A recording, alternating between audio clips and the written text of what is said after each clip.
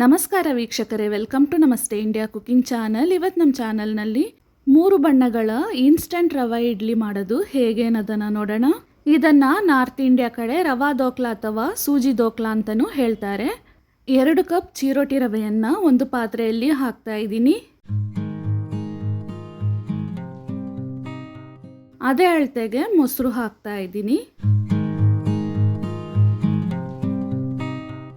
1 spoon ಉಪ್ಪು, ನೀರನ್ನು ಸೇರಿಸಿ ಇದನ್ನು ಗಂಟಿಲ್ದೇನೆ ಚೆನ್ನಾಗಿ ಮಿಕ್ಸ್ ಮಾಡ್ಕೊಬೇಕು.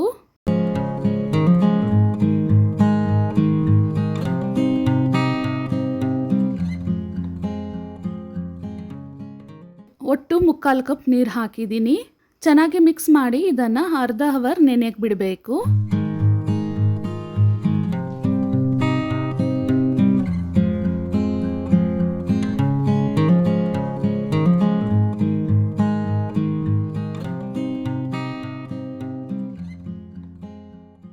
ಅರ್ಧ ಅವರ್ ಆದಮೇಲೆ ಇದರಲ್ಲಿ 1 ಚಿಕ್ಕ ಸೌಟಷ್ಟು ಸನ್ಫ್ಲವರ್ ಎಣ್ಣೆ ಅಂದರೆ ಒಂದು 30 ml ಅಷ್ಟು ಎಣ್ಣೆಯನ್ನು ಹಾಕಿ ಚೆನ್ನಾಗಿ ಮಿಕ್ಸ್ ಮಾಡ್ತಾ ಇದ್ದೀನಿ.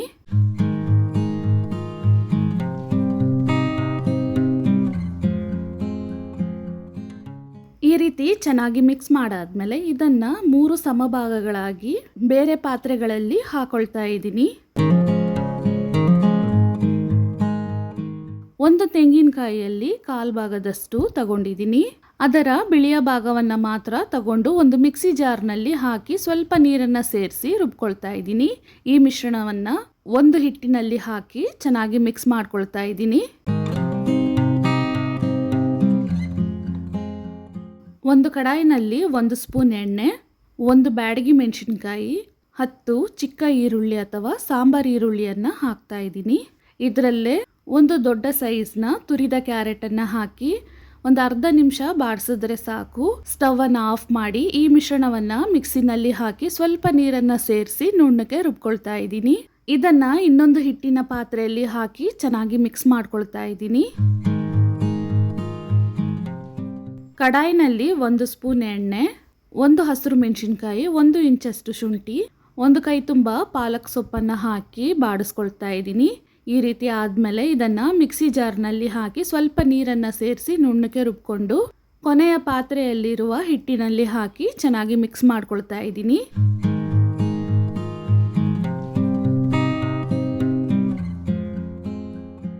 ಇವಾಗ 3 ಬಣ್ಣಗಳ ಹಿಟ್ಟು ತಯಾರಾಗಿದೆ. ಈ ರೀತಿ ಒಂದು ಮೋಲ್ಡ್ ಅಥವಾ ತಟ್ಟೆಯಲ್ಲಿ ಎಣ್ಣೆಯನ್ನು ಸವರ್ಕೊಬೇಕು. 2 ಪ್ಯಾಕೆಟ್ ಈನೋವನ್ನು ಒಂದು ಚಿಕ್ಕ ತಟ್ಟೆಯಲ್ಲಿ ಹಾಕ್ತಾ ಇದ್ದೀನಿ. ಇದನ್ನು 3 ಭಾಗಗಳಾಗಿ ವಿಂಗಡಿಸ್ತಾ ಇದ್ದೀನಿ.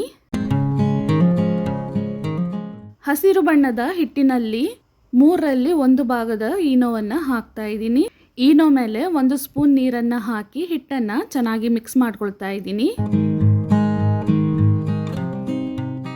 ಇದನ್ನು ಮೋಲ್ಡ್ನಲ್ಲಿ ಹಾಕಿ ಕಡಾಯಿನಲ್ಲಿ ನೀರನ್ನು ಮೊದಲೇ ಕುದಿಯಕ್ಕೆ ಇಟ್ಟಿದ್ದೀನಿ.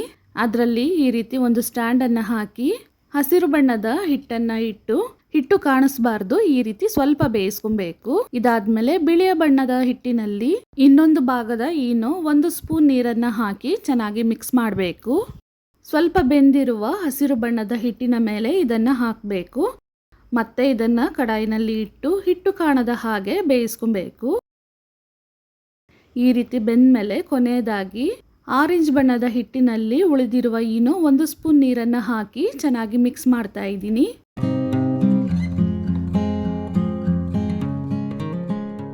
ಇದನ್ನು ಬಿಳಿಯ ಬಣ್ಣದ ಹಿಟ್ಟಿನ ಮೇಲೆ ಹಾಕಿ ಮತ್ತೆ ಕಡಾಯಿನಲ್ಲಿ ಇಟ್ಟು 50ರಿಂದ 60 ನಿಮಿಷದವರೆಗೂ ಬೇಯಿಸಬೇಕು. ಅಂದರೆ 1 ಅವರ್ ಆದರೂ ಬೇಯಿಸಬೇಕು. ಮೋಲ್ಡ್ನ ಎತ್ತರಕ್ಕೆ ಹಿಟ್ಟು ಇರೋದ್ರಿಂದ ಬೇಯೋದಕ್ಕೆ ಇಷ್ಟು ಟೈಮ್ ಆದರೂ ಬೇಕಾಗತ್ತೆ. ಕಡಾಯಿನಲ್ಲಿ ನೀರು ಕಡಿಮೆ ಆದರೆ ಮತ್ತೆ ನೀರನ್ನು ಹಾಕಿ ಬೇಯಿಸಬೇಕು.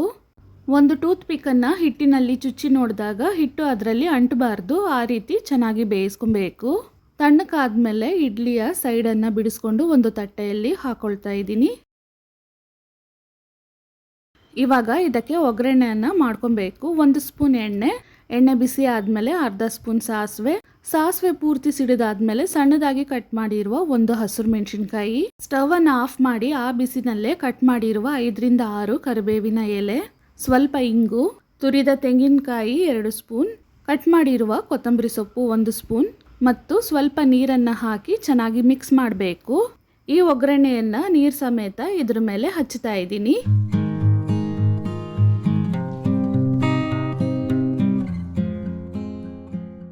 ಇವಾಗ ನಮಗೆ ಯಾವ ಸೈಜ್ನಲ್ಲಿ ಯಾವ ಶೇಪ್ನಲ್ಲಿ ಬೇಕೋ ಆ ರೀತಿ ಕಟ್ ಮಾಡ್ಕೊಬೇಕು.